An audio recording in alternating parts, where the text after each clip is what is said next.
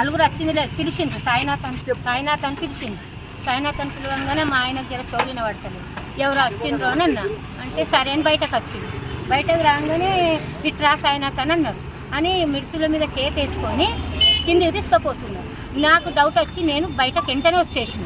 వెంటకు వచ్చి చూసేసరికల్లా ఏ బాబు యాడికి తీసుకుపోతున్నారు, మా సార్ని ఎక్కడికి తీసుకుపోతున్నారు అని నేను అంటున్నా కానీ వాళ్ళు ఏమనుకుంటా ఇక్కడిద్దరు వేసి ఆయన నూకపోయినట్టే నూకపోతున్నారు, నడవస్తలేదుగా నూకపోతున్నారు. ఇక నేను గొల్లెం పెట్టేసి నేను కూడా ఆయన కురికిన. ఉరికే వరకల్లా నేను ఈడున్నా. నేను గొల్లెం పెట్టేసరికల్లా ఆడికి పోయింది. దాన్ని వరుకుంటూనే పోతున్నా.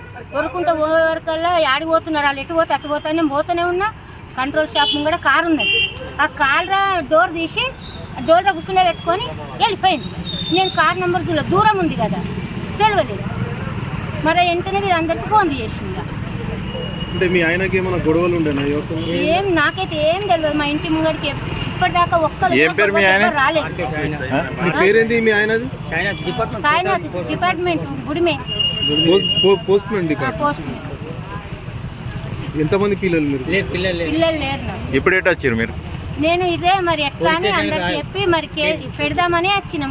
మరి ఎటు పోయిండు ఏం కథ గుంజుకపోయిండు. ఫోన్ చేస్తే రింగ్ లేపుతేనన్నా గీడ ఉన్నా అంటే రాకపోతుంది. మరి ఎట్లా అని వీళ్ళందరూ చెప్తే మరి పెడదామని తొలకొచ్చి ఎక్కడ ఉంటారు? Teachers colony.